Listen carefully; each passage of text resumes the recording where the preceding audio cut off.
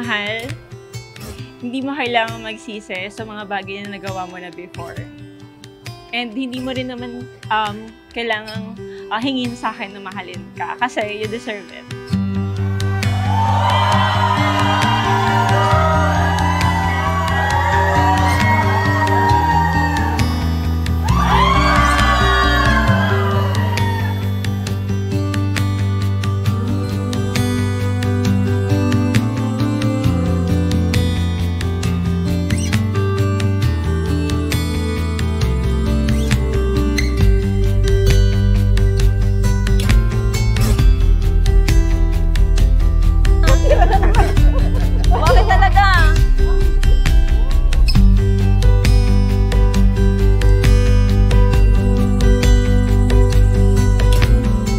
Una, inis na inis pa ako sa mga taong maiingay, at super friendly, at makwento. Pero totoo nga talaga yung opposite attract. Kasi ako, alam ko sa sarili ko na introvert ako. Makakausap mo lang ako kapag kakausapin mo ko.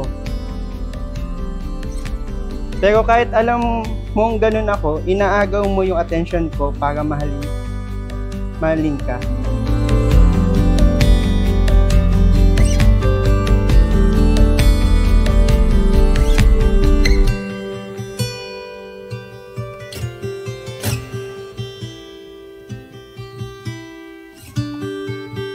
Mahal, una nagpapasalamat ako kay God kasi pinagka-love ka niya sa akin.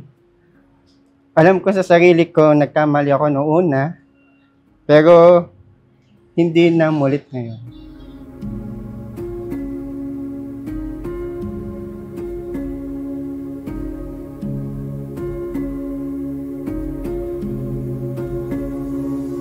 Alam nyo, dinisenyo yun ng Diyos na may kulang palagi. Kasi siya lamang ang maka-fill in that emptiness na hinahanap ninyo. Only God is perfect. So doon kayo hahanap ng perfection. Doon kayo hahanap ng total sense of contentment because only God can fill in that emptiness in your heart.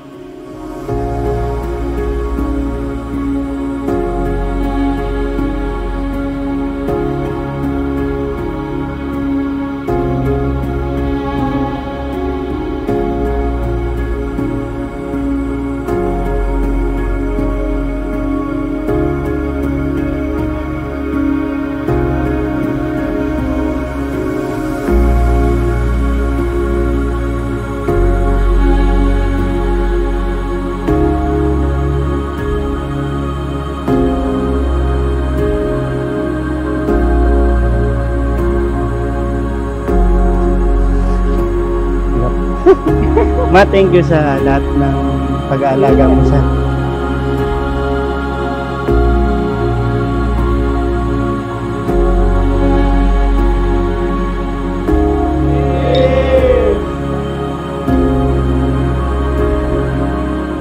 lahat ng mga bagay na sinasabi mo, decisions na hindi man natin mutual na pinagdesisyonan noong una, pero alam ko naman na binibigay mo pa rin yung mga thoughts na yun para sa akin and para maging maayos yung mga kukunin kong decisions.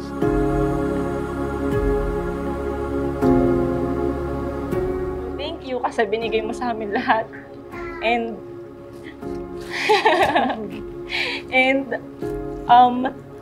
i-stay ko yun sa mind ko na yung pagiging mabuting nanay mo, gagawin ko din sa magiging mga ano.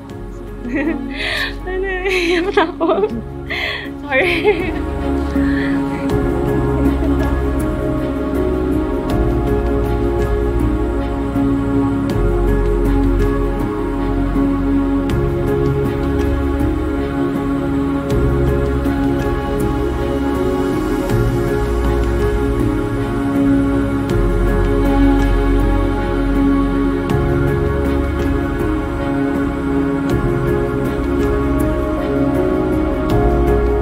Alam mo naman, mahal na mahal kita.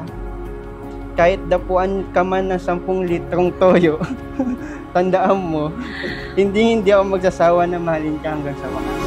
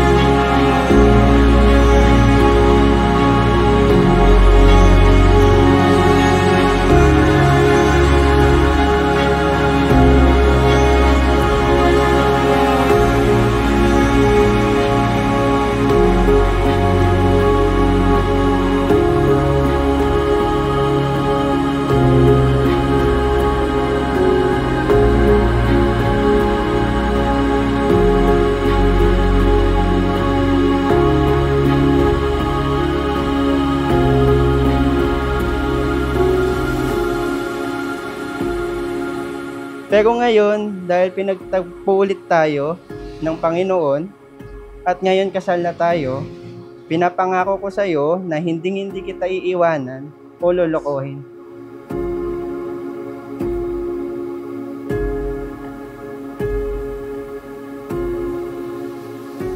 Hindi ako magbabago. Mas aalagaan kita, mas ibe-baby kita. Pero lahat ng sahod mo, mapupunta pa rin sa akin. Yun at yun. Mahal na mahal kita. Mahal na mahal kita.